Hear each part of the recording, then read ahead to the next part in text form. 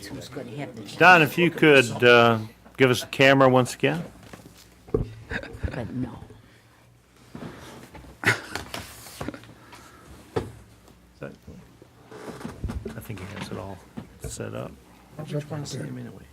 It's in, See this wait, one? look, can Got a light so I I can come see it across reading that, downstairs. you know, like, Good evening, everyone. We have time set aside for a study session to review the fiscal year 2019-2020 budget. We will call us to order at 6:57. And if everyone would please rise for the Pledge of Allegiance. Pledge allegiance to the flag of the United States of America and to the republic for which it stands, one nation under God, indivisible, with liberty and justice for all. All right, if we could have roll call, please. Councilpersons Breeding. Here. Higgins. Here. Kelsey. Here. Parkinson. Here. Ross. Here. Salcido. Here. And Mayor Carnes. Here. As I mentioned just a few seconds ago, this is to review the budget for this coming year, 2019, 2020. We have this meeting scheduled, and then there is a second one if necessary. Ms. Copper, help me with the date on that. That would be the 13th.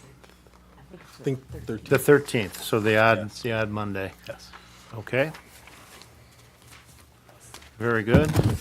Then with that, I think that we'll limit this one to, well, get to that when it comes, but we won't be going till midnight or wherever. With that point, I think I will turn it over to our city manager, Mr. Copler. It's your show, sir. Thank you very much. I have a somewhat brief overview of the budget. Obviously, it doesn't get into the detail that is in the transmittal letter, which was in the budget that I gave to Mayor and Council, nor does it approximate the detail that's in the budget document that we provided to you. But it just kind of sets the table, I think, for where we're at and where we're going. And of course, it's not going anywhere. Yeah, of course. There we go. So, always like to kind of say where we've been and where we're going here. So, talking about the budget calendar for everyone to get on board with here. Back in November and December of last year, the department directors began submitting the capital projects, capital purchases, which is the foundation for our capital improvement program, which is part of the budget. In December, the department directors submitted their operational budget requests. And then in January, based upon those requests, Finance Director Lisa Griggs and myself sat down with each of the departments to go through what their requests are. Some felt it was torture. Others didn't. I'm just seeing who's shaking their heads out there. It's, hey, you were the only one shaking your head. Everyone else, it must have been a pleasure to do that. Of course, in March, we presented the budget document to Mayor and Council. We're now in the April-May timeframe where the Mayor and Council is publicly reviewing the budgets and meeting with the departments. May 20th is the public hearing on the budget. That's 7 p.m. prior to the second regular meeting of Mayor and Council. June 3rd, we'll be looking to adopt this at the first meeting of June with Mayor and Council. And then July 1st, the budget's in place if everything goes right. So I always try to go into budgets with at least some idea of what we're trying to accomplish. And so the budget goals this year, maintain the level of services and where possible, provide higher levels. Continue the investments into the city's infrastructure, buildings and vehicles, and provide greater value to our residents. And I think it's important that I maybe add a little bit onto that, which is in comparison to what they pay in taxes. I didn't put that there, but there's always this perception that I pay a lot in taxes, but I don't get a lot for my money. Our goal is that that's never said. Don't know if we'll ever get there or not, but that's what our goal is. That for the value, which they pay, they're getting a value in return.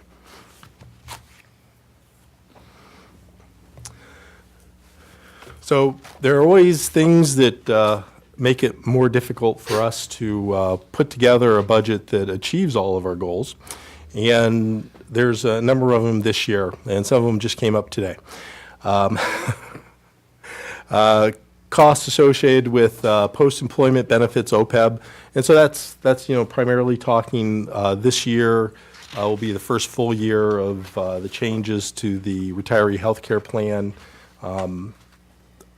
That does have an impact of about $500,000-ish on the overall budget that we have to spend to provide those. The increased costs associated with assessing services. The budget is developed with, I think it's around $150,000 in there, because this was, of course, put together in an optimistic day, apparently. We know that cost is going to be going up next year quite dramatically. I mean, and I think, the city has been very fortunate that we've been underpaying for what assessment services really are, and it's now catching up to us. When you look at what we're paying to the company currently, $108,000, a year, and in going out into the marketplace, we see that similar costs or similar services are $198,000. So there's no doubt that over the last several years, the costs for those services outside of the city of Lincoln Park have increased quite a bit, where they have not increased for us. But that day has caught up to us. So there is more money that we're going to have to find, and we're working on that as we speak to close that gap. And we should have that before council votes on the budget, hopefully before the next budget meeting if we have it, but definitely before the next public hearing, or for the public hearing. As always, the slow recovery of taxable value, and I have a slide to kind of talk a little bit about that, so I'll pass on to that. Our commitment to pension corrective action plans. We have put together what I think is a plan that obviously was approved by the state, but one that gets our pensions corrected within the next 10 to 20 years. It doesn't get us 100% funded, but it gets us to be where most of the communities in the state of Michigan are, which are up in that 60 to 80%. We just actually got the new numbers from the police and fire pension today. We are now 30.4% funded, which is up from 27% of last year. So again, we're moving in the right direction. These are all positive things, but we have to continue to make the commitment to put the money in there. And even though that's a positive thing, it does, again, it would be, easier if we didn't. And for example, we've committed to the emergency managers plan for both the police, fire, and the MERS. The MERS ARC is $2.5 million, I think, this year, or for the upcoming year, but we're keeping it at $3.4 million. Again, you can make the argument, well, that frees up some money to do a lot of different things for us, but our priority has been, and what we've provided to the state for the corrective action is to fund it at that minimum level of 3.4. Again, it makes things difficult, but it is the right thing to do. And then the thing that just came up today is increase costs in our sewer treatment and excess costs. Again, I was at a executive committee meeting for DUA, and they had the rate package there, and we're looking at about a $360,000 increase. I'll just let that settle in for a little bit. I don't have any music to play in the background, which would make it probably even more comical. But there are some good things, though. The healthcare rates for our actives is stabilized. We were seeing in previous years, 15, 9, 20% increases. It's projected to remain stable this year. So that's a big benefit. We are seeing some increased funding from the state of Michigan, believe it or not, both in the constitutional sales tax as well as in the major and local roads. And the collections from the 25th District Court remain strong. And I think that's the one thing that has always worried me is the nature of court systems and their ability to maintain collections in the right direction. The judges here in the 25th District have made it a important part of what they do on a daily basis to ensure that people are paying their fines and their court costs on a regular basis. So I think that's very positive, and quite frankly, that's what helps our budget to an nth degree to maintain the level of services. So I wanted to talk a little bit about that real and personal property assessed value that I just briefly said is one of the headwinds. And you can see in this graph going back to 2007 to this past year that we were well over $1 billion in assessed value, taxable value, in 2007. And through the recession, you can see that we've now come to be stabilized somewhere in the 520 to 530 range. So we lost over half our value. And of course, the next slide, which shows the property taxes, kind of demonstrate what that loss looks like. In 2010, at the height, including, I don't know if when the Honeywell was put on, when was that done? 13, okay. So that's the other kind of issue in all these numbers is there were a number of years where we were collecting the Honeywell judgment levy as well is factored into these numbers. So they're a little bit higher in years than what really was being used for general fund purposes. But, we were up over 15 million, I think, in 2010. And then you see the slide in the values of the properties. Unfortunately, there's no way under the state statutes for us to recover that in a expeditious manner. So that makes it a little bit more difficult in trying to plan out a recovery over the next few years, because it's really several to tens of years for us to see a recovery as long as all the outside factors remain positive. Because you're going, the most 5% at the top, or a rate of inflation, which is more likely what's going to happen.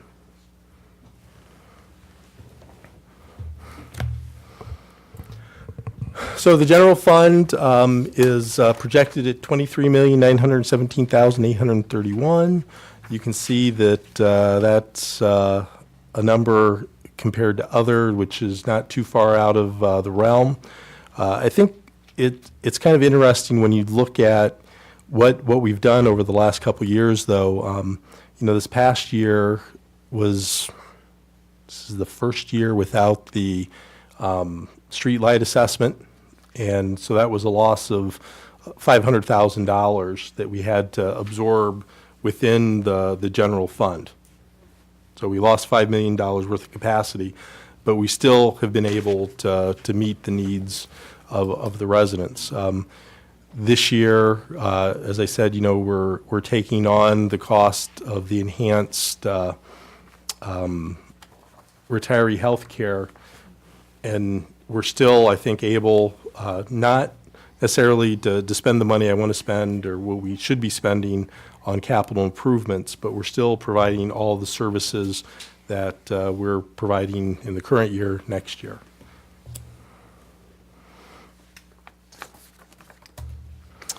Kind of where all the general fund revenue comes from. You see taxes are the number one supplier of revenue for us. And then the state of Michigan, court fines and fees, license fees, and then administrative chargebacks and just other governmental type of, other governmental being grants, for instance, like Safer Grant, the police Just till COPS grant, I think what it is. And so grants like that. But the number one is obviously taxes. Where all the money goes to. The number one expense is pension and retiree costs. Again, we're looking at around $6 million for police pensions this year in the general fund, another 1.8, I think it is, for MERS pensions, and the cost for retiree health care and all that. So, 37% of our budget is going towards pension and retiree costs. Police is the next with general government. So the general government kind of takes in city manager, mayor and council, finance, treasury, clerk's office, all those type of things. And of course, then we go to fire, court costs, and then the building and planning costs. And you can see that real little number there, which is 1%, which is capital expenditures from the general fund.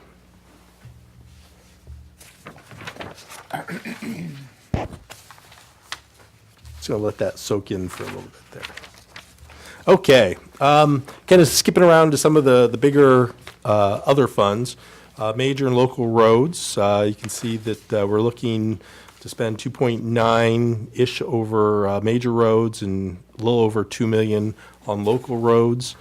We are seeing, and this is the funding that was changed almost 2.5 years ago. The state committed more money to coming into the major and local road funds. And this expansion in terms of revenue from the state is scheduled to go out into, I think, 2024, if I'm not mistaken. And each year it's been growing. This next year we're looking at about 350,000 increase over the previous year.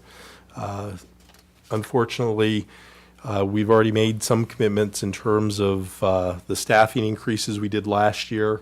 We were able to do it last year because we actually got more money from them. Can't remember exactly what that was. It was additional. It's like 242,000, which allowed us to do the expansion of employees last year rather than this year. So we were able to move forward a year. But unfortunately now, we have to fund it within what the revenues are coming in at. And the 1.4 million going into the 2019 road program. So we keep that commitment going. So looking at almost over $4 million, I think, in road construction in the next fiscal year. That 1.4 plus the bond of a little over 2 million. So be prepared to be inconvenienced over the next 5 years. Be a lot of road construction going on. Water and sewer fund, we're projected pre today to be in the little over $13 million for water and sewer fund combined. That equated to about a 5.35% increase overall for the rates. But when you start breaking down, there's some rates that are going up, some rates are going down, and all the different things, because we charge a rate for the capital, we charge rates for the operation, we charge rates for the retention basin. Those are factored on, so the capital is factored on what our capital costs are for that year, where operational is just operational. Retention basin is just for the retention basin operational. But what that doesn't include, as I just said, is the excess flow increase from DUA of $360,000. On the positive, if you want to see any positive that, the rate increase that was projected prior to the purchase of the plant was supposed to be 6.85 for DUA. But it actually is going to average out to a little less than 4%. But I stress the word average because communities like Lincoln Park are seeing a greater than 4% increase because of the excess flow. We're not the only communities that are getting hit by this. Taylor is going to be experiencing about $38,000 a month more. Romulus, I think, is around 25,000 more. I think eCourse was about 25,000 a month more. So a lot of the communities are getting hit by this adjustment of the excess flow. Don't ask the question you're going to I ask. was just gonna, no, Within the water sewer fund, we continue the capital commitment of towards the infrastructure up to $1,140,000. Some of the projects that we're going to complete in the upcoming year are the Porter Water Loop and the I-75 project, although we have to change a little bit of how that was going to be done. We received a financially distressed city, village, township grant for about $373, and the idea was to redo one of the broken water loops that go underneath the 75. MDOT has changed their requirements for when you're putting a water line underneath 75. Now you have to be 40, or is it 20? I think it's 25 foot below the surface, but the way that it's set up for us to do that, we actually have to go 40 foot down to achieve that, and it was going to be millions of dollars. So we're actually going to enhance what the Porter Water Loop project was going to be to make that reliability project work for us. So we're going to get, I think, actually a better product in doing this, and we're going to be using the FDCVT money as well as money that we're setting aside, and this upcoming budget sets aside the second half of the Porter Water Loop project. So we're actually, I think, going to be providing a better level of service because of that, and we're not going to be relying upon going underneath 75. So if it breaks, we don't have to worry about fixing it under 75, which is a pain in the butt to do, right? And then, again, we're committing money to keep the maintenance of the retention basin, although what we put in there based upon our DPS subcommittee meeting needs to be looked at in another way, and we're putting something together for that.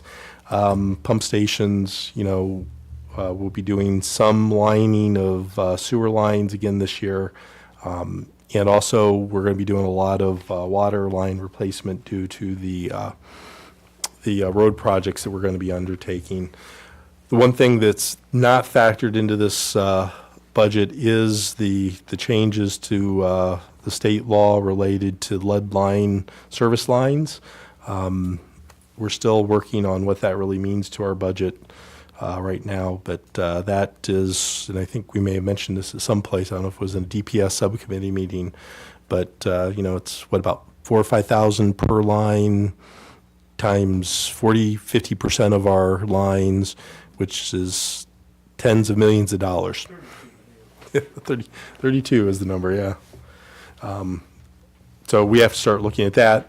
It is going to impact every city, so we're not alone in that, but we're going to have to come up with a strategy to be able to fund that. That's not in this year's budget. Some of the other funds, cable TV fund, people are cutting the cord, so those numbers are going down. But we're still able to provide some enhancement for next year. I think there's capital about $24,000 in that, plus the ongoing operation and maintenance of the station. Garbage and rubbish, that does include recycling in that number. Also need to point out that you might remember 2 years ago, I think it was, or 3 years ago, time's starting to blend all together, that we were able to actually reduce what the fee for garbage and rubbish is on the bills, because we had higher than what we needed reserves. We were able actually to carry that out for 2 years. This year, we're not going to be able to do that. So that means that the rates are going to go back to the level that they were prior to these past 2 years. So there is not only the increase for the recycling, but also going back into the normal rates.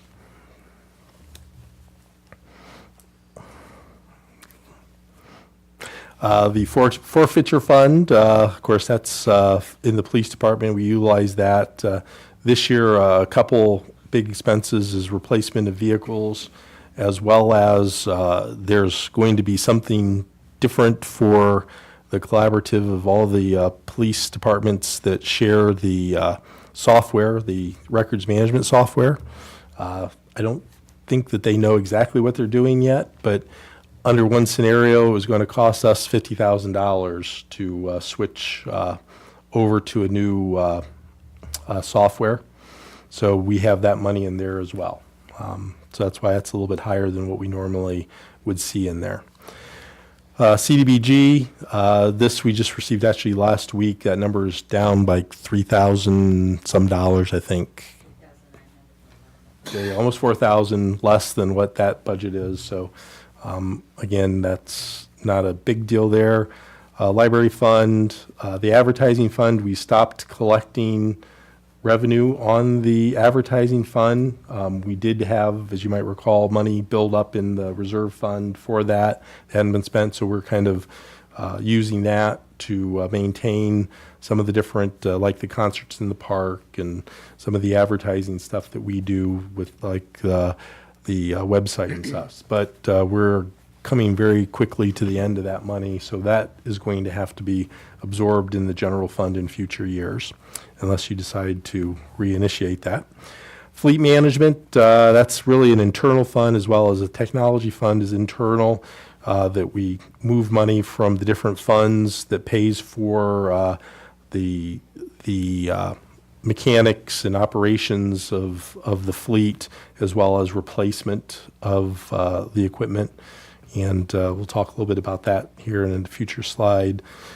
Technology, of course, is similar to the fleet management, but for our technology, there's some projects coming up, and we're looking at ways to reduce our overall technology costs at the same time as we're trying to expand our technology and make it more vital to our operations. And then the EDC and the DDA, I think the DDA numbers have changed because they approved their budget after all of these documents were submitted. So that'll be a different number that you'll see in the upcoming meetings. Capital contributions, you can see that each of the different funds where it's coming to in total, we're proposing to spend $3,264,745. Said fleet management, the 325. There are some vehicles for DPS, some for the fire department in there. 325 doesn't get you a lot, to be honest, as John finds out. But we are able to do something at least with that. And just another way to kind of look at this, you see buildings and grounds, there's $97,000 being spent on projects for buildings and grounds, $85,000 for equipment, over 1.4 coming out of this year's budget for roads, sewers, 535, water, 605,000, and then 512,000 for vehicles. And that's because of the forfeiture fund is why those numbers are different. I was just gonna say. I knew where you're going. And with that, that's the quick overview. I'm sorry, my quick overview took a lot longer than being quick, but All right. I have you mentioned the forfeiture funds, but I'm Yeah. just interested in how it's projected with the changes in the marijuana law, if they anticipate still having the same amount of forfeiture funds coming in. yeah, I think there's two different things going on in the world today. One is, how all that will shake out, and I don't think anybody really knows from standpoint of what the changes in the marijuana law is going to have on that. But the second piece, and probably the more troubling piece, is that there was a Supreme Court case that started questioning the ability of communities and states to take property from individuals for different types of crimes. And again, I don't know exactly how that's going to shake out, but I think, you know, a lot of states that do allow for seizure of assets may be changing their law to conform with whatever the fallout of the Supreme Court cases will be. But there are changes coming down the road on that one, I think. Okay, do we need to hear from our finance director, or have you covered of- everything? If she Would you wants like to add add something? anything to it. And let me just say that you know, once again, this year, staff has been tremendous in working with this. You know, I can't tell you how much, you know, when we did the mid-year budget adjustment, I had mentioned that you know, that's because of our staff. I mean, they've been able to put budgets together, working together, to where we don't have to make these huge adjustments because we didn't think of this, or, you know, we had a good idea of going in. And every member of our staff has had input into this and has been very valuable in making sure that we live up to the budget. And the adjustment was less than 100,000, right? It was small. Yep. I agree with what he says. I think a lot of the departments now have a different approach to the budget process. So they're much, with that involvement that they're getting, they're also seeing that we don't have unlimited funds because they're seeing it more directly. And so even down to the, in accounts payable, when they're putting through their purchase orders, they're responsible at that point. So I think that process has helped a lot too, making them from the very beginning of a purchase realize whether they do or don't have the money, where in the past, sometimes they were just ordering things and not worrying about the funds that were available. So the departments are much more cooperative than they used to be in the past, and it's been a very helpful process with my job as well. When I get to the mid-year budget amendment, there's not as many unforeseen items coming up, so it has been helpful. We do still have a lot of you know, it's a very conservative budget, but there's not a lot of wiggle room for sure. We do have some hope. There's talk about maybe the state will increase revenue sharing a little bit more. We don't have that projected in the budget because we just don't know at this point. You know, there is a slight increase, but that's not what they're talking about with the budget process. You don't really know until they have an October budget, so some of the projections come out, but until it's set in stone, you don't want to put it in our budget and then have to cut further later on. So we do continue to work with the departments, and we try to give them as much as we can. John knows this firsthand. We talk about John a lot, but unfortunately, we don't have unlimited funds. We know that there's a lot of needs of the departments, but unfortunately, we can't make them all happen with the limited resources that we have. Okay. So we have our city manager here, we have our finance director, who we have most of the department heads, and so we'll open it up for questions, discussions. Through the chair? Yes, go ahead. As I was looking through some of the line items, I noticed that, I know that just from previous also, that we're looking for police officers and firefighters still, right? We have openings there. So are those those salaries already accounted for? Yeah, so in the police budget, it accounts for every position that we've allotted for it. So it's, I think, 47, Yes. I think is what the sworn officer number is. I think do you have one opening right now we're filling? Yeah. So we're in the recruitment for one right now. But I'm going to guess that that's probably going to be filled here very shortly. But now on the fire side, it's a little bit different. We have the SAFER grant positions, and I can't remember, we put in covered in the budget is 2 of the SAFER grants positions, or 3? Yes. So we have a total of 21. So last year we had, current year, 24, so we cut 3 of those out. So that would be Yeah. 1 plus the 2 additional. So what we did was we took, so we have 6 SAFER grant positions. One of the SAFER grant positions is for an employee within the 18, so our normal staffing is 18. And so one of the SAFER grants covers one of the 18, and then we have 5 other SAFER grant positions. And we had difficulty filling those safer grant, keeping those safer grant positions. And so what we did for this year's budget, rather than show everything for all 5 positions, we reduced it down to, I think it said 3 positions. So the budget reflects 3 positions. If we're able to fill more than that, then we would handle that through the mid-year budget adjustment. But again, it's been slow going in getting those positions filled and keeping them filled. Another follow-up question? Sure. As I was looking through the budget too, I'm sure that this is standard, but is it possible to get like numbers, like as far as what the salaries, relate to, whether it's 3 employees equals this, as far as the salaries go? I noticed it like on mayor and council. It's listed, mayor, council president, 5 council members.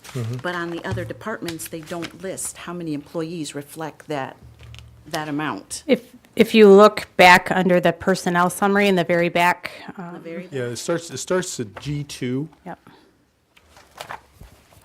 It breaks it down in each of the different departments, what the employees and what the costs are, the wages for those. Right. It doesn't say, 1 employee at this, 1 employee at that. It just will say, for instance, Do it more by position. Yeah. So at police officers, we have how many police officers are funded and then the total wages funded for them. And keep in mind, because the other piece to that too is we have in the police, a lot of newer employees, so they go up a wage scale. So in the background, what we're doing in order to process the budget is we're calculating when they're going to get their next raise and all those increments. So rather than having all of that embodied in the budget, we do the grand total for the number of positions because it's less busy for you to look at. Okay, I didn't even, okay, I thought I would see it on the footnote part of it. Yeah, it would be pages and pages added to the document, so it would make it very busy. Can I ask a similar question? In pertaining to the DPS? I know we have openings there. Do we, are budgeting, are those accounted for? Or are we, yeah, so the only openings in DPS right now are part-time. And so what we do with the part-time is we have kind of a baseline number of, what we're going to be spending, so the number of people at the different rates. So sometimes, and again, depending upon the time of the year that when you look at it, we may have more money to hire more people than others, and they're shorter term employees. But again, I don't think we made any reductions in terms No. of the part-time No, positions. they have they have a few seasonal that we allow in there as well as just because they're not here, we keep those staffed unless for some reason we had to reduce the budget, then we would make mayor and council aware of that as well, but they are funded in there. Yeah, so you can see, if you go to page G5, which has the staffing there, you can see that we have 8 positions and workers part-time, and then there's 3 for part-time seasonal individuals, as well as part-time park maintenance. It looks like, I'm sorry. through No, the go chair. ahead. What? I think but, okay, go Sorry. ahead. It looks like DPS is recommending an additional person, but where at? It's a public service worker for the meter. Yeah, so Go ahead. what we're looking at doing is, in an effort to try to give more personnel operationally to DPS for the water, there's an individual within the water operations right now that does the meters, does the The service request for service the water requests, office. and they do the marking for the misdigs, and there's a whole number of services that individual does. But it doesn't necessarily, not boots on the ground necessarily during the regular day for the water operations. And to give one more depth to that, because we've experienced an individual that was in that position with a lost time accident. It's now impacted the regular operations of the water crew, or it impacts the customer service side for the water. And so what our thinking is in adding this position, it should provide a little bit more depth for DPS on a regular basis, so they're not impacted by that person being out. So they're going to have more depth on their water operation piece, and it should provide more depth on the water office piece of it, the customer service side. I totally forgot about that. Thank you for reminding me on that one, because I should have put that in under the water operations. That's a position that we're adding. Councilor Parkinson? Okay, I'd like to see more either overtime or personnel for DPS. We just bought a nice new machine to work on the roads, which they need it dearly. To do operations on the roads, either a couple more people or some overtime where you can do it on Saturdays where you're not cutting into the regular hours. Well, I think that, if you look at, especially this year, our overtime costs within DPS are a lot higher than what they've ever been, or at least for a number of years. And I believe in this year's budget, we've increased that over what was budgeted in last year, but I don't know if it's necessarily on par with what. I think we're still going to be going over that slightly, depending on which area it is, whether it's roads or water. So they definitely have the overtime there.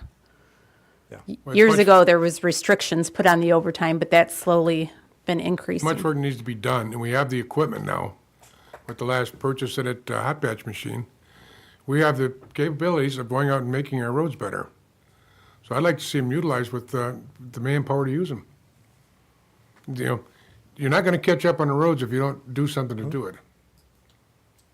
Yeah, and again, I think, we've seen that increase in the current year's budget, and next year's budget reflects, again, an increase over what we normally would budget for overtime in those departments. Well, they'll have to rebuild that department because it was cut to the bone. That's why everything's so bad in this city, because nobody's there to maintain it. Well, everybody was cut to the bone, though, Of course. to be honest. The DPS does water, sewer, they plow the streets, they do all kinds of different things to make sure that everybody else can get where they're going. Well, a lot of people don't think much of the public services, but public services are there first. They have to make sure that the city's open so everybody else can do work. So I'm a firm believer that we need to start to be right where we need to be and do the work properly. Okay, Through anyone the else? chair, yes. Yes, sir, go If you ahead. can, I was trying to find this information prior to the meeting, but can you show me what page what were we paying for the assessor? I was looking for that pay scale. What did we pay last year, You go back, let's see, It's going to if you be don't mind?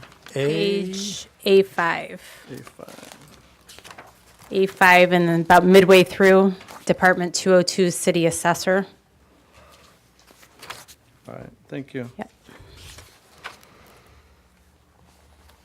All fine, thanks a lot. You're welcome. Through the chair, I'm Yes. sorry.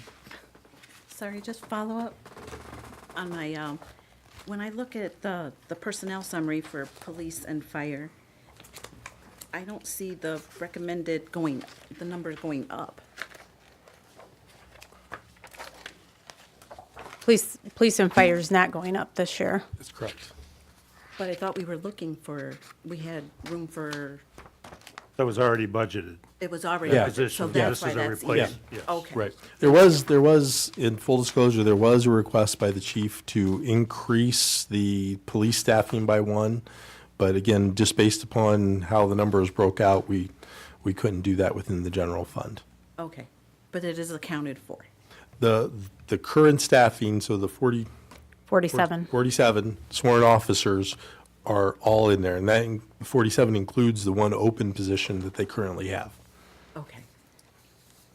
Getting back to the DPS, in the part-time people in particular, I know we're having a hard time holding on to part-timers because of, right now you can go and get a part-time job for what we're paying and working other places.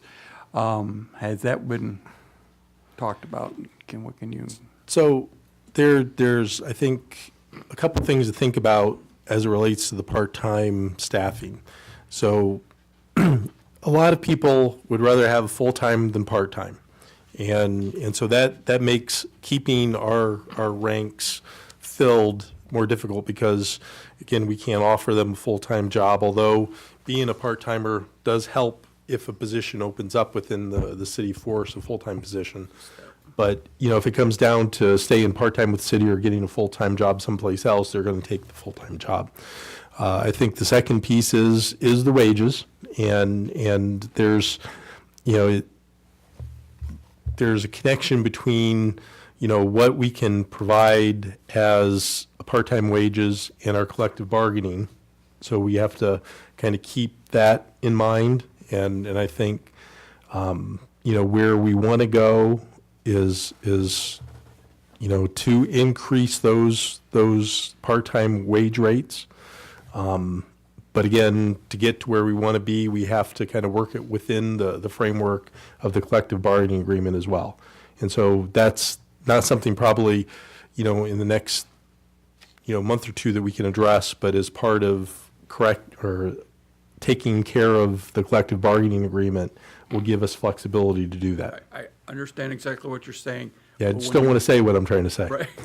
When you bring this up at a negotiations meeting, I'm told, we need to talk about it at budget time. And when I bring it up at budget time, you tell me we need to bring it up at negotiation time. I think we need to ferret that out a little bit. No, I mean, quite frankly, where the issue is, where we need to go with our part-time would put us square within what we're paying our full-time people. And I don't think that's where we want to be. And so once we get the collective bargaining agreement taken care of, again, assuming certain things are going to happen with that, which I don't want to talk about now. Right. That frees up our ability then to set those rates at a level that I think will attract more candidates. But I think, what you have to keep in mind is that we are, in part-time, we're recruiting people that haven't gotten full-time jobs yet because they just haven't been able to get a full-time job, or we're recruiting people that can't get full-time jobs. And there's a lot of reasons why they can't get full-time jobs that are issues that I think we wouldn't want for part-time people either. And so, part-time is a very, it's not the best model to operate when you need people. It really isn't. But it's what we have to deal with because we can't afford a lot of additional full-time staff. At some point, we're going to have to come to the realization that we're going to have to bite that bullet and start, adding more full-time bodies. I mean, we will. And again, if we go the route we're going, you can see over the next 4 years where there's growth in the revenue that will allow us to add more part-time people. But, this year it's just not because we're actually catching up to the 4 that we hired last year. But again, we're going to see that growth over the next 4 years that are going to allow us to add more full-time.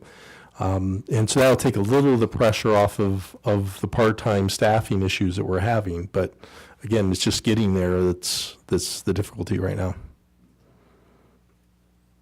Councilman Kelsey, you were. Yes, thank you. 2 questions. Could you explain a $360,000 sudden increase from DUA that you were talking about? I'm kind of curious about that, being we bought that thing and all of a sudden we haven't even been a year in the agreement and it's, everybody's being assessed a massive amount of money. And I'm kind of curious, what's the explanation for us is what I'm asking. That's the first question I got. So that's the same, the answer for us is the same for all the communities. So, rates, when you look at setting of rates, they're a function of how much money you're going to spend. And, our costs as DUA have gone up dramatically. This gets into a fight that I lost in terms of, what is rate neutral, what the definition is. Apparently, rate neutral definition is what we're seeing right now. This is rate neutral. But there was a dramatic increase in the cost, and that dramatic increase is two things. One is the debt retirement for the purchase of the plant that we didn't have last year because that was still owned by the county. And the second piece is they're having a difficulty getting rid of all of their biosolids. That's driving up the costs by over $1 million. So you start looking at that, I think we went from 21 million to 24 million. And this is in the excess, we are going from 7.5 million in revenue up to 10 million in revenue. So that's where the difference is being made up. Well, I thought, through the chair, I thought there was a reserve fund and everything else. If I remember the big presentation and all the, don't worry about it, the money, and I mean, I can go on, but we had like 2 days of that from. They're using $1 million of reserve to keep it to where it's at. Yeah, but through the chair, in full disclosure, none of this stuff come up. All of a sudden, we're a year into our contract, and all of a sudden we have this. I mean, this just didn't happen yesterday. I mean, when you're financially running that company, which is a French company that's running that, that's their business. They do that in Europe, supposedly. They did it. So they knew when they took over that plant, when DUA was going to give the financials from that company, what exactly was involved. I mean, I did a couple different tours, so did Councilman Parkinson. And we were told all this and so on and so forth and all that. And I guess it's like buying a car and you leave and then all of a sudden they come back and tell you, oh, by the way, we didn't tell you that transmission in a car has got a history of going out. Now it's not covered, but you're going to pay for it. I'm just surprised that all the communities now haven't said something about the due diligence when we bought that, as far as open, I guess transparency is a buzzword we use a lot about, transparency. That was my first question. I think again, That's gone. when you look at the projections that were put forward, there was, as I said, there was a projection by Plant Moran for this year of about a 6.85% increase. So we knew that there was going to be an increase. And again, as I kind of said, that I lost the battle on what is rate neutral. And rate neutral now means that it's what Wayne County would have charged us had they kept ownership of the facility. So that's what rate neutral means. I guess my second question is, we talked about it, myself and Councilman Parkinson, we were in one of the meetings, and we talked about the fact that deputy chief for the fire department, I don't see that anywhere in there, and I thought that was part of the capital going in, or some kind of document I saw where, or maybe it was just talked about, but I thought when we asked the question about the deputy chief, when Lavis left and we were replacing him with the current deputy chief, we asked the question about, well, what about the deputy chief for the fire department? And I thought the comment was, we're looking at that, and we agree because they don't even have a fire marshal per se, and they were talking about rolling maybe both those jobs into one so that, as we do the inspections, there's somebody, I guess, over that as well as helping out the department. And I guess my question is, that's not in this budget. Is it a issue that's going to be discussed about further, or that's a lost cause? I do believe that there is operational sense in having, another administrative position within the fire department, whether it's deputy chief or fire marshal, whatever. I think the problem with this year's budget is that, again, we've absorbed a lot of costs within this year's budget, so adding additional full-time positions are difficult to do. And you see that we're not doing that within the general fund. I think, again, that, next year is something that we can look at and see if it starts making sense again financially to do that. But I agree that we do need something there, but again, it's just a matter of, how we spend the money and again, you reduce the capital by adding more costs to the general fund. Well, through the chair, the issue was the revenue was generated, though, by the firemen that were doing on overtime, still generated revenue, which not only supposedly paid for them, but supposedly paid for the asset or the admin. And if I'm wrong, that was the whole purpose of doing that project, okay? And I know a couple of the firemen were doing it, but there was no support on the other end as far as, they had to do everything. And I thought that was part of the discussion, that we were going to see how that went. And then as the revenue came in and we put the cost for the overtime and so on and so forth, that position would be able to pay for not only the people doing it on overtime, but also put some money into account for doing something for administrative. So it's incorrect. It's generating, so next year's budget, we're estimating $60,000 from the fire inspection program. Okay. In 2017-18, that number is 74,000, and I don't have what the current number is that we've collected, but I think it's on par to be in between that 60 and 70,000. So again, thinking about a position, just in salary alone, we're going to be somewhere in the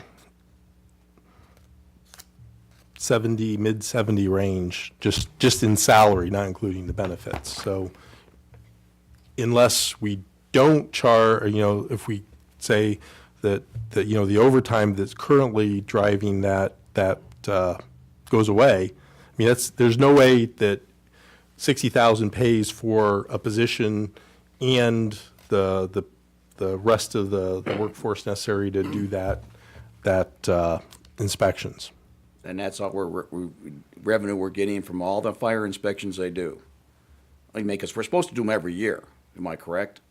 So that means we do Supposed every to. business in this city, which is quite a few every year, and we charge X amount of money depending on how many times we go back. And the firemen that are doing it, their wages and benefits are paid on straight time, so the only thing they're actually getting is an overtime dollar, really, whatever we pay through overtime.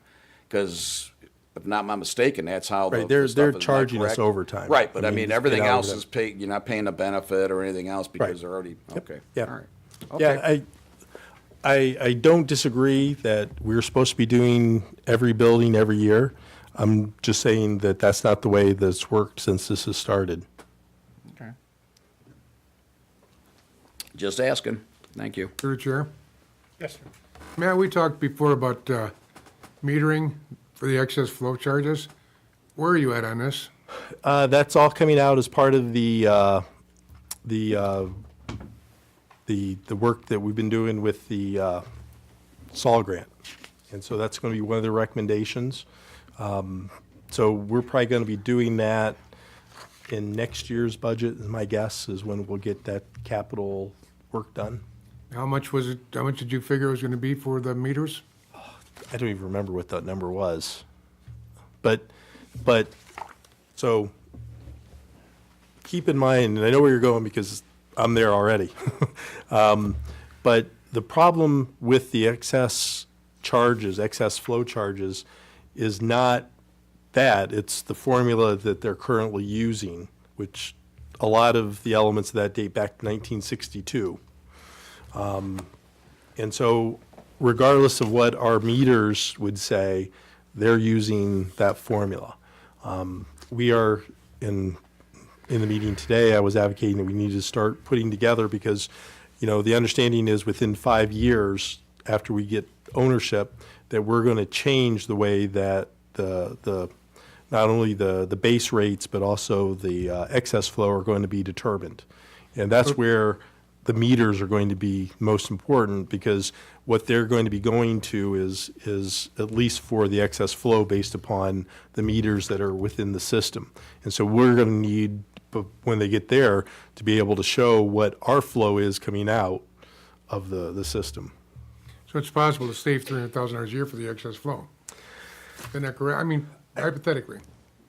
Yeah, I think that even before this, I felt that the excess flow was inflated over what it should be by a large number. I mean, I don't know what that number is, but I know it's a large number. If they're just figuring it on paper, then they can charge what they want. Yeah, well, I mean, that's, if you see, the, I'll give you a copy of the formula. Good luck. I Because agree it's with just, Councilman Kelsey about the fire department. You had a lot of talk about having people in management over these departments, and I thought the fire department was gonna be taking control. They do, inspections, you have to have fire marshals and everything else. I mean, there's room for it, and I think if you had another fire marshal / chief, deputy chief, he'd be making more inspections, so he'd be paying for himself.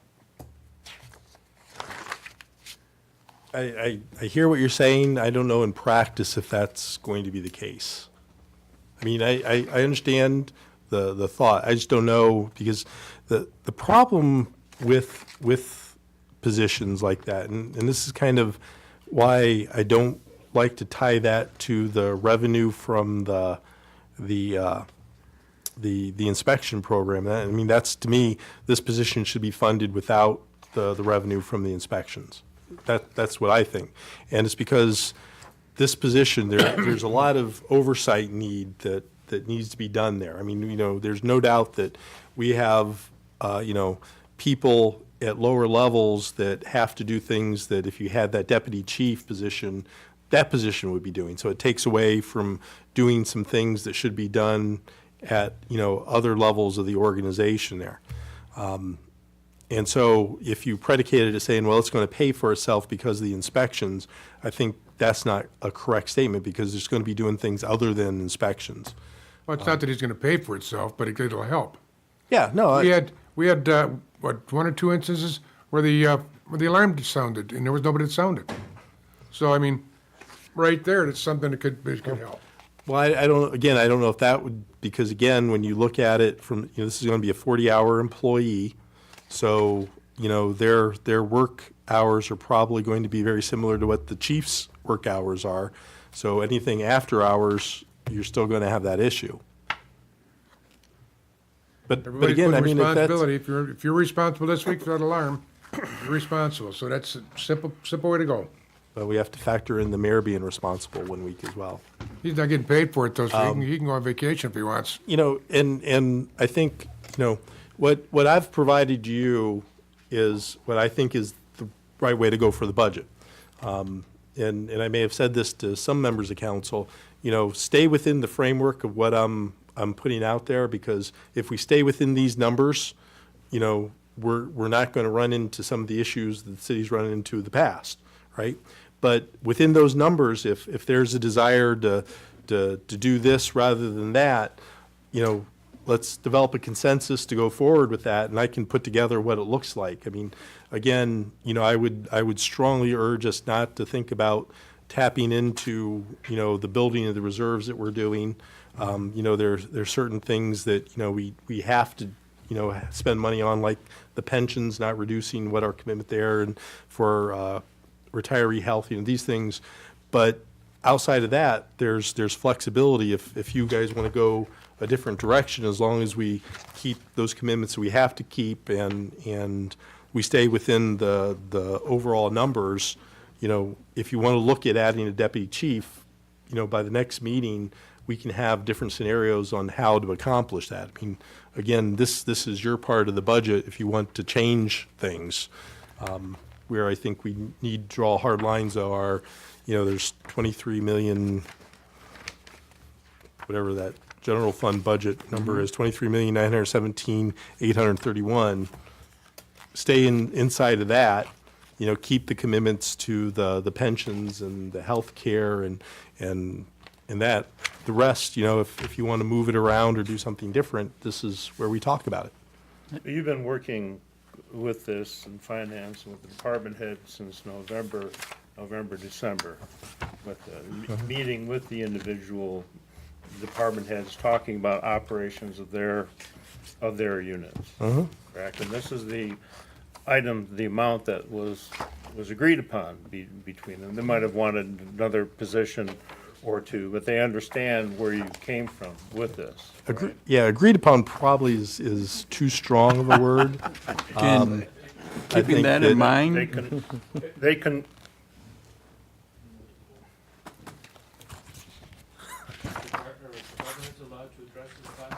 Well, yes, sir, but if you don't mind, I'm having a conversation right now, and I'm talking, 'cause unless it's of dire emergency that you need to speak right now. No, go ahead, sir, go ahead. No, absolutely, proceed. With caution.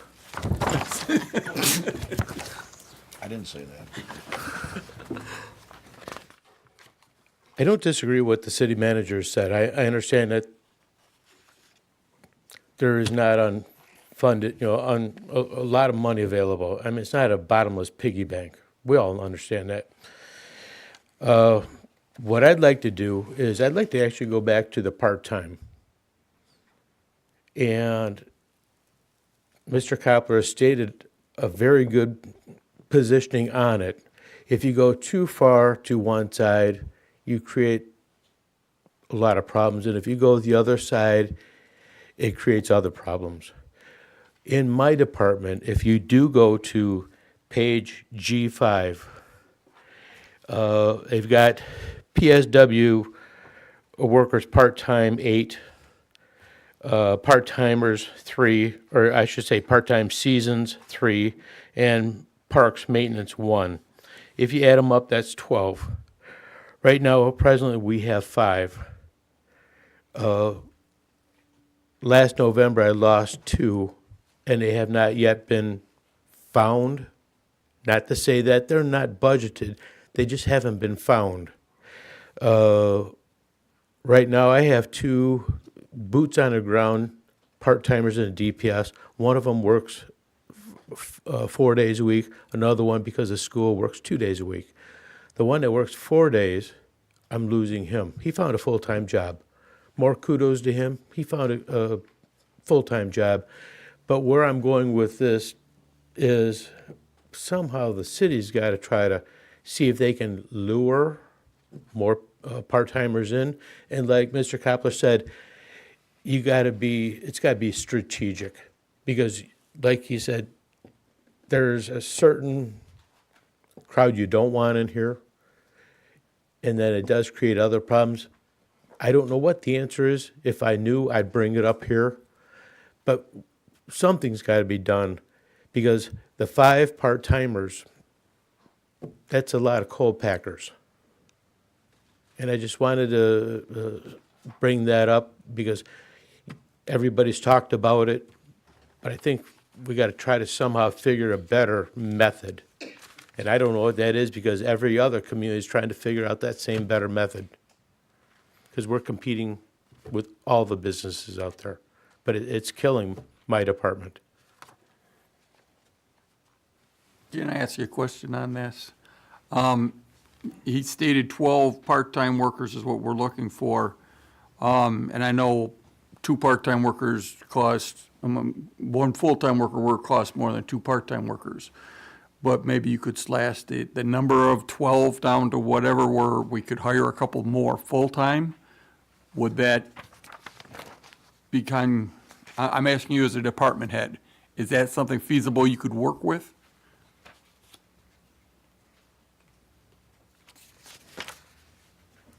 By all means, if the city manager could fit it into the tight budget.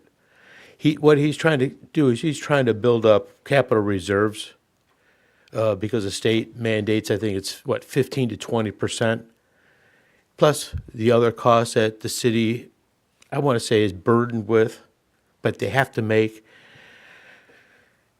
Typically with a part-timer, we're not receiving the highest dollar.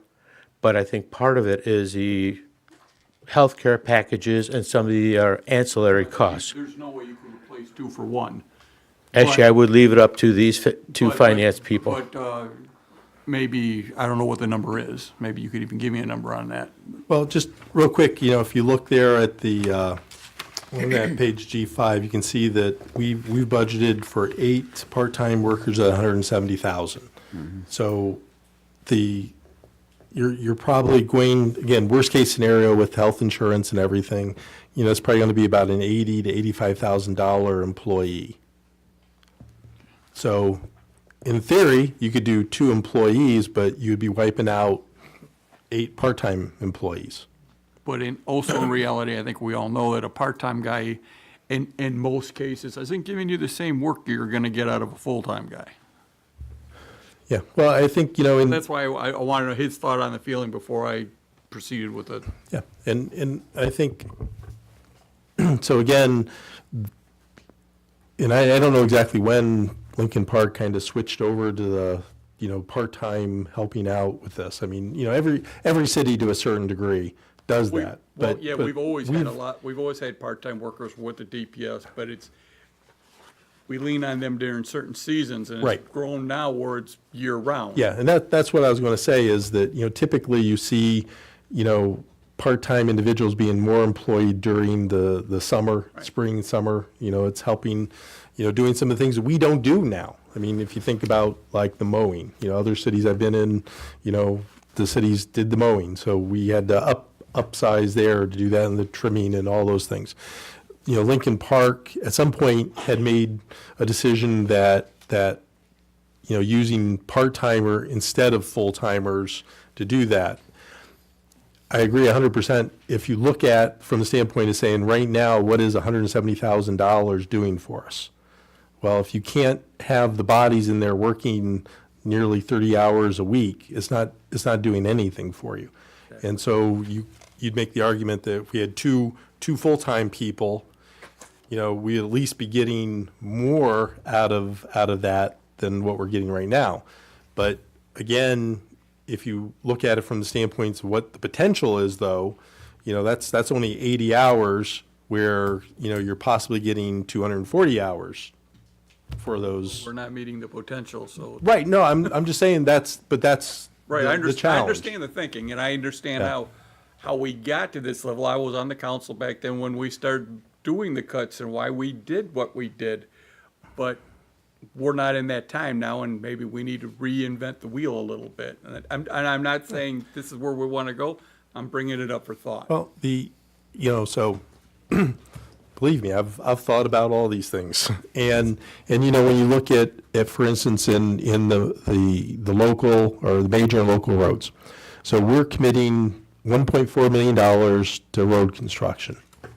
Now, over the next 4 years or so, we know that the amount of money that the state is going to be giving us is going to increase, and potentially, probably can fit at least 2 full-time positions at a minimum, depending. I mean, there's a lot of different things that go into that, but in my numbers, it looks like we can add 2 people over the next 4 years and still be able to provide, for the level of funding that we have within the road funds. Because the other piece, remember, is that what we've been doing is spending down the reserves or the undesignated fund balance in both the major and local. At some point, we're going to hit the magic level where we can't go any further. And so that's going to reduce the amount, out of the reserves that we can use towards roads. And so the calculations for the future I'm doing is saying, well, okay, if we're going to be losing our ability to use money that's in the fund balance to do that, that means that increase in the money that we're getting from the state is going to have to step up and take place of that. But there's still going to be room for 2 more positions over the course of those 4 years. So we can still do, our 1.4-ish every year, plus have 2 positions over the next 4 years added at some point. But that's not to say that you keep the 1.4 million commitment. Again, I said it's about 85,000 off the cuff what the cost is for a full-time position. You reduce it down by, 85,000, you just added a person. Right, you're down to 1.3 million, knowing that you still are putting, the bond amount together as well. So you're still doing a lot of construction. You're not doing as much as what you could do, but you're still doing it. And the trade-off is that, the more bodies that you have, the more you can try to maintain the roads that are worse off. I mean, that's the kind of calculus that we could do if you want to look at that. Again, the reason I didn't do that is because I still think that putting as much money towards the capital piece is still the highest priority. But again, an argument could be made the other way as well. And again, if that's something you want, let me know and I can show you what those numbers look like. I think I would like to see some numbers. Myself. I don't know would I. about the rest of the council. So would I. And I'm not talking the whole, I'm talking adding 1, 2. Yeah, what I'll do is I can put together, what a reduction in money being spent towards roads, construction equals in terms of, so, here's one position, this is the effect. Here's two positions, this is the effect. So you can kind of scale up and down if you want. And I can put in, the future years, how that looks as well. I got a question through the chair. Can I just add? I'm sorry. That doesn't include, the 45-cent gas tax that's going to be coming down the road too, so. The electric cars are doing away with that. Thank you. I'm sorry.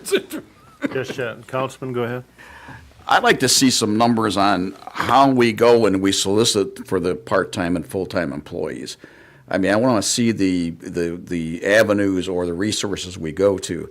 Then the other question I got is, if I'm hiring a part-time employee and he's only working 2 days, or she's working 2 days a week, why am I even hiring him? That doesn't make any sense to me. That's really 2 days a week. You don't even get acclimated before you're gone. So I guess we got to question what is considered part-time. I mean, what are we looking at? If somebody works 1 day a week is considered part-time and we hire them? That doesn't make any sense. So I'd like to see a little bit of figures from HR or from personnel on how we go around and solicit it. Like, do we go to Michigan Works down on North Line there across from the YM? Do we solicit them? Because there's employees and veterans that go there looking for jobs. Do we put it in newspapers? Do we word of mouth? How do we do that? And then how many times or how long has these positions been open? I mean, if some of these positions for part-time are open 8 or 9 or 10 months, we've just saved a bundle of money right there because we haven't fulfilled it. So I don't know about the rest of the council, but I'd like to find out how we do the backfilling or the filling of these positions, because it seems like that, to me, that from the department head of DPS, 2 days a week, love it, but that doesn't make any sense to me. I mean, it does, Well, it's, I'm just yeah, saying if we- that's part-time, but it doesn't, HR doesn't determine that. That's determined at the department level. So if he has someone working two days a week, that's a decision that was made at the department level, not by So us. HR doesn't determine what part-time is or full-time is. Well, Okay. part-time, well, I mean, I'm just asking, well, I mean, I'm just asking. yeah, no, and so, to us, part-time is anything 30 hours or less. Okay, all right. Because what determines that amount of hours is the requirement to provide health insurance and benefits. And typically for health insurance, I can't remember, it's 1,500 and some hours, so it works out to a little over 30 hours a week. Okay. So we cap it at 29 and a half, or, really build in 30 because there's holidays and things like that, so you can work them at up to 30 hours a week. But sometimes it could be 33 hours, and it just depends. But we cap it generally at a 30-hour employee. And so Okay. the amount of money that's in there is based upon whatever the average rate is times the number of hours that we're going to be doing, if I'm not mistaken, Ms. Griggs. Oh. How do you figure that for the But- part-time? So we actually have a whole tracking spreadsheet that we keep for all of the part-timers, and we have to go from, I think it's April 1st through, throughout the year, and we track their hours, so we have to average it out. If they go over that total number of hours within the year, that takes into account holidays and all of that, then we would be liable. And now we also have the burden of having to provide vacation time to part-time employees who work over, I think it's 20-something. It's lower than the health insurance requirement. It's like 20-something hours. If they, that one's definitely averaged out, but I don't remember the exact number. But they are entitled to then a week's worth of time, I think it is off. And that's something brand new that just started, so. Like I said, through the chair, I'd like to see the how we do this. I mean, I'm interested in how we fulfill these jobs and how how do we determine part-time and full-time, and I guess how we solicit. I mean, like I said, I was down at a conference down at the Michigan Works thing, and they're telling me the employers come in there all the time looking for employees, and they're always looking for veterans come in there. A ton of veterans come in there looking because that's kind of a hub.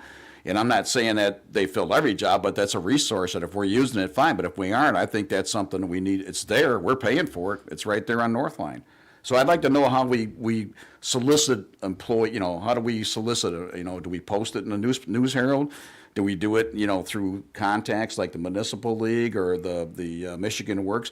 And is part-time different for everybody? I mean, is it 2 weeks here or 2 days here, 1 day here? I mean, I'm just looking at productivity. I mean, I come from an organization that measured productivity a different way, and that was that you had to have somebody there to be enough familiar with the job that they could work the job. And if they're only going to be there a couple days a week, it's almost like summer, and then even summer people usually come in for 90 days in a row and leave, but that's just me. I mean, I'd like to see some documentation on how we do that. Well, again, a lot of those decisions in terms of how much that individual employee works Is is done at by the department. Department, not. Okay. Well, not- I'd like to see what the department requests. I mean, do they send it to you, or they just talk to you about it?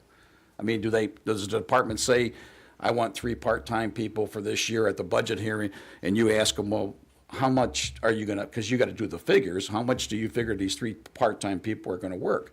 And the department head will either tell you 3 days a week, 2 days, I mean, there's gotta be some kind of, so you can do the numbers. So that would tell me what the department's doing with the part-time So people.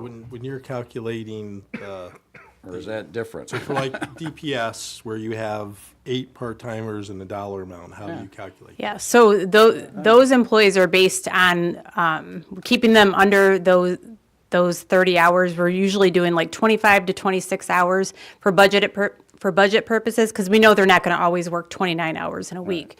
And those funds are set aside for them, and the department has, it's no different than like in the clerk's office with their part-timer. They have a specific amount, and how they work within those hours, as long as they stay within that funding level, that's up to them to manage those hours and those dollar amounts set for them. Isn't So- there some, I'm sorry. So we could have, say, $100,000 for DPS. They could use that for 3 part-time employees or 5 if they can make it work, because maybe they'll have some employees that work less hours. But yeah, as long as they're staying under that total hours for the week, so that we don't have to pay benefits because we don't have them budgeted as a full-time employee, then that's their determination to make what they need for their So they got a lot of department. leadway than what they can do with the part-time employees, right? They can have 3 at 30 hours or 5 at 20 hours, or whatever the cutoff Right. is for vacation. Right, so if we have 8 in there, they're all predicated on that 25 to 26 hour range. Okay, so that's how it's done. Yep.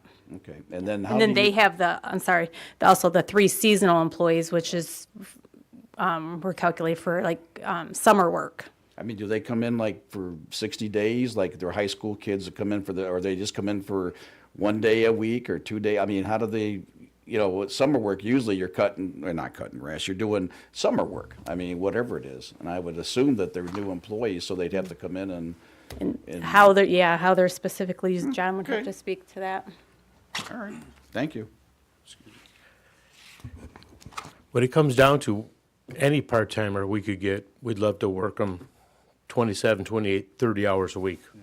The problem is, we don't have these bodies coming into the city at all. The one employee that we do have, he is working 4 days a week. God love him, he found a full-time job, so he's gonna be gone. The other one came in and he was working approximately 28 hours a week, but he's also taking classes. So either we utilize him for 2 days a week, or we don't utilize him at all. So basically, So it's better to get 2 days than 0 days. I'm sorry. Other than that, we just don't have the bodies coming in. And we're not the only ones. I talked to all the other communities. They can't find part-timers either. This is true of the schools too, that you work where you can. It just, Not an open conversation, folks. yeah, it's just hard to get the people to come in. And that's why, and I know I've talked to Matt millions of times over this, and if there was a way to magically make them appear, it'd be great, but there isn't. We're competing with everybody else out there in Michigan, in the nation, for part-timers. It's tough. I just don't know of a way, but we don't have that 40 people available like Councilman Parkinson talks about when he was here. We just don't have that. Okay, I'd still like to see through the chair, I'd still like to see how we solicit it for the employees, what avenues we use, and then I guess that's another conversation later, is that how we, I guess the document of how much they gotta work before they acquire vacation. So I guess that's another avenue besides healthcare that comes into it. So I'd like to see that, if you don't mind. Okay, Could I add one more thing to that, Mayor? certainly. As far as recruiting, we did start recently using a new service called Applicant Pro. So actually, when employees or potential employees fill out the applications online, it all gets submitted to the company, and they're also on our behalf advertising to like Monster.com and Indeed and all these different employment services. So it's getting out there a lot more, and we're starting to see more responses come in. Utilizing that. It's 2 months, maybe? yeah, fairly recent. And it's interesting because, we're seeing a lot more like on the clerical side and that, but we're not seeing a lot, I don't think, on the DPS side yet. Yeah, I'm not sure about the DPS side. I know on the clerical side, the other downside to that is that where before unfortunately, we may get like 5 applications for a clerical position. Now we're getting hundreds and hundreds that we have to weed through then. So kind of catch-22. That's a good thing, I guess, better more than none. But trying to do more to get it out to more places. Okay, because I know, just to finish this up real quick, there's staffing companies out there that I see that put their signs on the easement out there that says you can, so there are companies that are looking, not necessarily for us, but I mean, they're encouraging residents or people to inquire about, because they're starting to solicit it too, also to get people. So maybe, with all this stuff, that people that are coming out will, at least start out someplace, especially if nobody has a job. I mean, there's a lot of people that come from the service and they have no jobs when they come out. I mean, it's not a great thing, but it's something to start out with. And like I say, that was just a thing that was brought up to me, and I was surprised, because if it's free and it doesn't cost us nothing, like, you can just shove it down to them, let them solicit for us, Right. Thank you. I'm all set. Okay. Through the chair, Yes, sir. Michigan Works is a nice program. Do you ever go through them? Well, I don't do, that's not my role, but I do recall that years ago, we're doing some work with Michigan Works, and I don't know if that was before your time, John, but I know they were sending some part-time employees. I think there was some issues, but it may not have been specifically Michigan Works. I can't say I've for been sure. down to that building where it's just lined up. I mean, there's people there begging for work. So I think if we utilize that a little bit more, maybe we'd get some more part-time employees. Okay. Our requirements may be a little bit different for our employment here as opposed to Michigan Works. I mean, they do have to go through background checks and all that. I'm not sure Okay. what their Yeah, requirements are. well, again, as I said earlier, just because someone wants a job and is available for a job, that's a start. But, I can't even get into, when we get into the background and the testing and everything that we do, it is hard to make I don't think that some of the, our position shouldn't be, we just want a body, let's fill it. I mean, I think we want a certain level of employee working for us and represent us, and that's ultimately where it becomes difficult as well. It's not just when you get someone, can they pass the test? Can they pass the background? Can they pass other tests? And that's where it gets really difficult. But we should use every resource available to find the potential Through the chair. candidates. And that's, I think actually we are using those, but with the new system, I'm not sure exactly where all that goes, and I'll get that put together for everyone. Yes, sir. If you don't get the applications, you can't do the background checks. So. Right. It doesn't make any difference. You gotta find somebody somewhere. So if they come in and they're a mass murderer or something, then you weed them out. If they're a veteran that's out of work, he's got a good record, then that's fine. Yeah, I'll say, when I first came here, we weren't having as difficult of a problem getting part-time people.